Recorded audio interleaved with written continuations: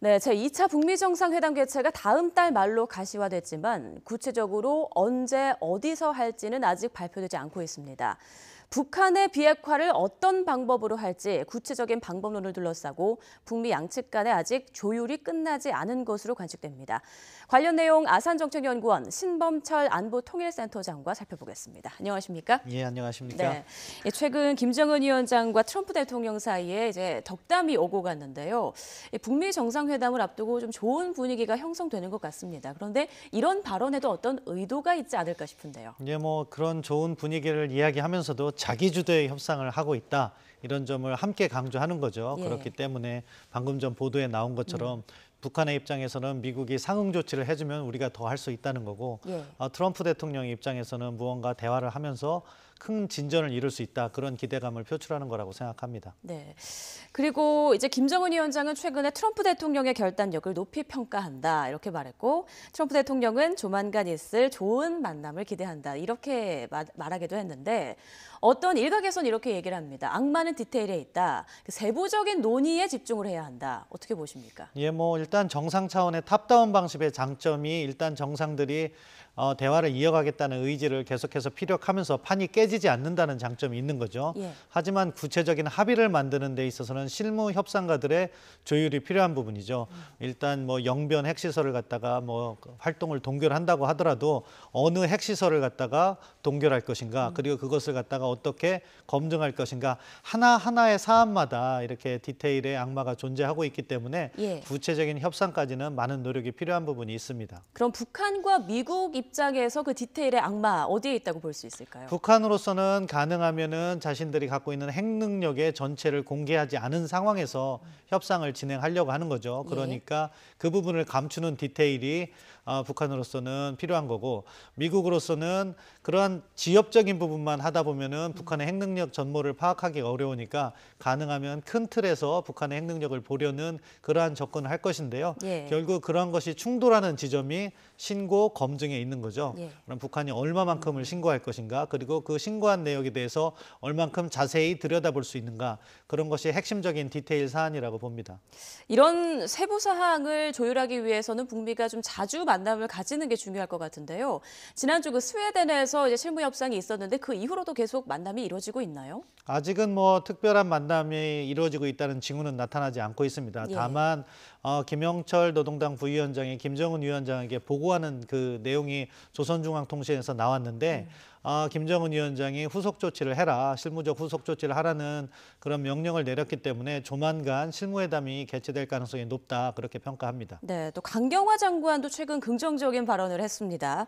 스웨덴 북미 간 협상에 성과가 있었다라고 말을 하면서 북미 정상회담에서 구체적인 성과물을 보게 될 것이다.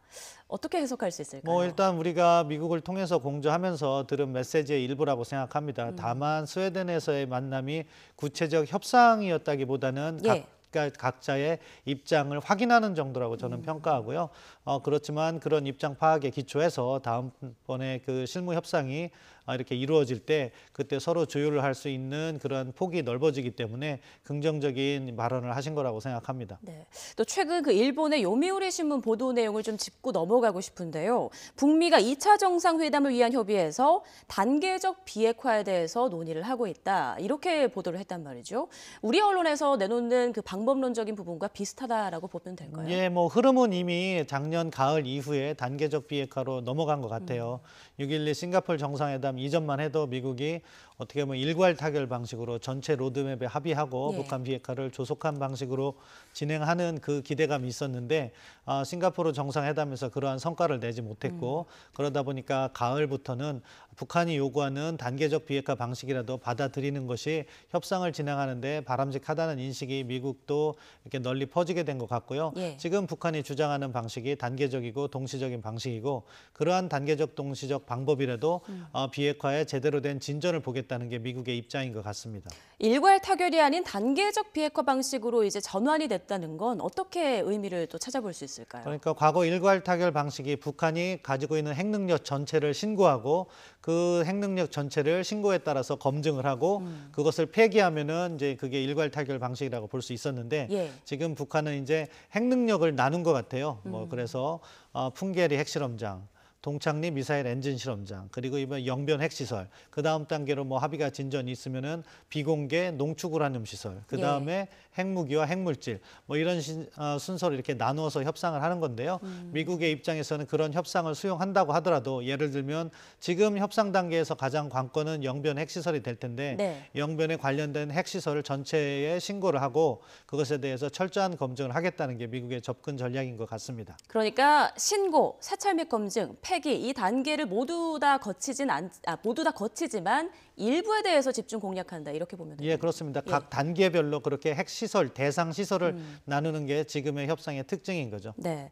자, 북미 간에 무엇을 주고 받을 것인가 그 구체적인 성과물이 참 중요하지 않겠습니까? 지금으로서 어떻게 예측하십니까? 예, 방금 전에 말씀드린 것처럼 나와 있는 대상이 있습니다. 북한의 비핵화 조치로서 논의되고 있는 것은 앞서 언급드린 풍계리 핵실험장이나 동창리 미사일 실험장을 제외하고도 영변 핵시설이라는 아주 중요한 과정이 남아 있는 것이고, 예. 북한이 협상 전략을 약간 바꿀 때는 자신들의 핵 활동을 동결하겠다. 더 이상 핵물질이나 핵무기를 생산하지 않겠다. 그런 쪽으로 갈 수 있는 핵 활동 동결이 있는 거고요. 또 미국이 관심을 두고 있는 장거리 미사일 같은 것을 폐기하겠다. 이런 카드를 내놓을 수가 있겠습니다. 이렇게 보면 한 5가지가 되는 거고요.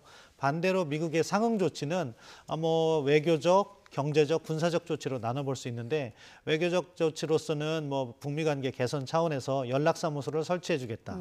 경제적 차원에서는 인도적 지원부터 시작해서 북한이 신년사에서 요구했던 개성공단이나 금강산 관광이 될 수 있고 그 사이에서 미국이 최근에 언급했던 민간 투자 분야를 강조하면서 SOC, 그러니까 사회간접 자본을 이야기했으니까 철도 연결 같은 것을 갖다가 시작해준다든가 그 밖에 북한이 지금 원유 공급 제한으로 어려움을 겪고 있으니까 원유 공급량을 조금 늘려주겠다. 그런 부분이 될 수 있고 안보적, 군사적 차원에서는 역시 신년사에서 요구했던 한미 연합군사훈련 중단 이 부분을 북한이 요구할 수 있으니까 그 부분을 해주는 것.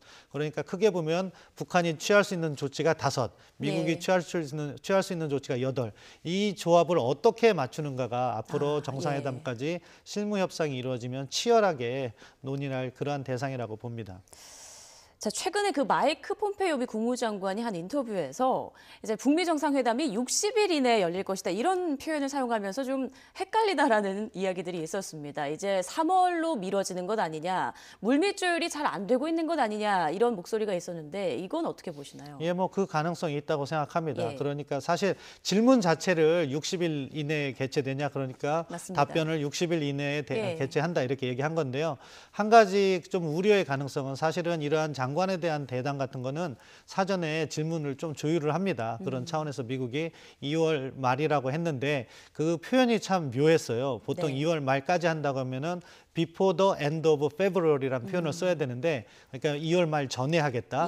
근데 near the end of February, 2월 말 근처에 하겠다. 그러니까 이런 취지. 3월 초도 가능하다는 가능한 말이죠. 거죠. 그런 취지에서 질문을 조율한 거라면은 미국도 약간 실무 협상을 염두에 두고 호흡을 길게 가져가려는 모습도 있다. 그렇게 평가할 수 있겠습니다. 네.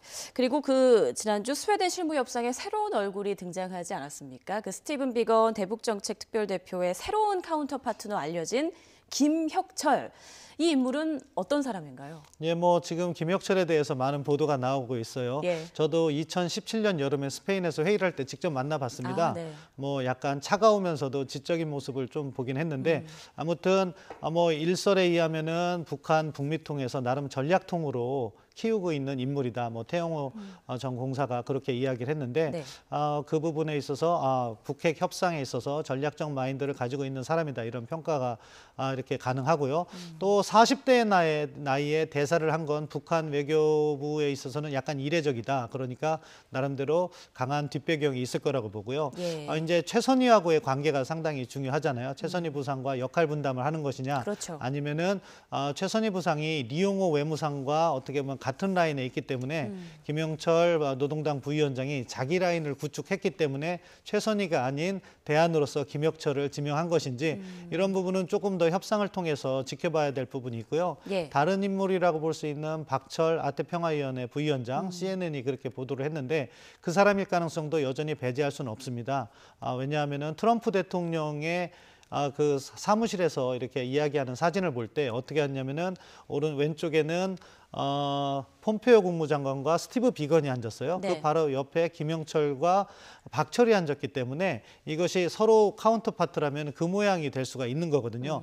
다만 김정은 위원장에게 보고하는 모습에서는 또 김영철 다음에 박철이 아닌 김혁철이 앉았기 때문에 예. 지금 일반적인 이렇게 평가로는 김영철이 카운터파트가 될 것이다 이렇게 전망하고 있는 것 같습니다. 일각에서는 이제 김혁철이 등장하면서 평화체제 협상과 비핵화 협상을 이제 따로 두 갈래로 이뤄가려는 게 아니냐 이런 예상도 나오고 있는데. 예, 그런 전망도 가능하다고 예. 생각합니다. 왜냐하면 기본적으로 북핵 협상이 핵 문제만 협상하는 것이 아니라 중국이 늘 주장하는 쌍계론이 그거잖아요. 하나는 핵 협상을 하면서 평화체제 협상을 같이 하자 이런 주장이기 때문에 예. 김혁철이 이제 핵 협상을 주로 한다면 평화체제 논의는 최선희 부상에게 위임할 수도 있고요.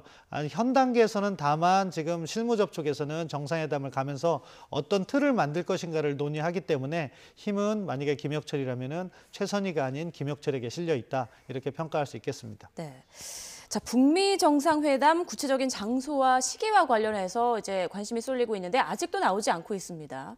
언제쯤 알 수 있을까요? 뭐 사실 이제 오늘 같은 경우가 이제 오늘 저녁에 미국이 일요일이 되기 때문에 예. 일요일 날 주요 인사들이 인터뷰를 많이 합니다. 그거를 통해서나 트럼프 대통령의 트위터를 통해서 언제든지 발표는 될 수 있다. 다만 지금 만약에 이런 실무 접촉을 조금 필요로 한다면은 정상회담 개최 일시보다 실무 접촉 일자가 먼저 발표되고 예. 실무 협상을 하는 가운데 어느 정도 조율이 된 다음에 트럼프 대통령이 트위터로 발표하지 않을까 그렇게 조심스럽게 예상해 봅니다. 그리고 최근에 또 존 볼턴 보좌관이 한 말도 이제 주목을 끌고 있지 않습니까?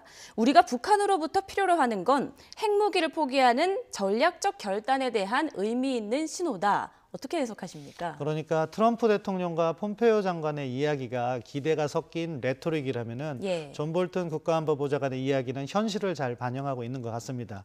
그러니까 아직도 북미 간에는 결정적인 비핵화 부분에 합의를 이루지 못하고 있는 거죠. 아하. 그러니까 북한이 전략적 결단을 내려야 된다 그 말을 한 것 같은데요. 아무튼 지금 실무 협상이 남아 있기 때문에 그 네. 과정에서 양측의 의견을 좁혀가는 과정이 중요하다고 생각하고 그 과정에서 자칫 협상의 방향이 한국의 이익이 배제되지 않도록 우리 정부도 미리미리 관여를 해서 핵활동 동결이나 장거리 미사일 거래로 끝나서는 안 된다는 점을 잘 알려야 된다고 생각합니다. 네.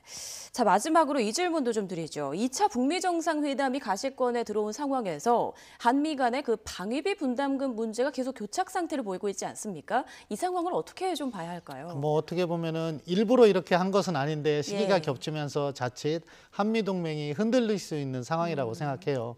결국 북한이 이야기하고 있는 상응 조치의 핵심은 한미 동맹을 가능하면 약화시키려는 거죠. 그게 네. 이제 북한이 생각하는 위협이라고 이렇게 보고 있으니까. 그런데 또 한미 간의 갈등 요인으로 해서 트럼프 대통령이 또 강조하는 방위비 분담 협상이 잘못됐을 때 주한미국 감축이라든가 이런 카드를 꺼낼 가능성도 배제할 수 없거든요. 아, 네. 그렇기 때문에 그런 상황이 오기 전에 미리 예방하는 것이 최선의 방법이라고 생각하고요.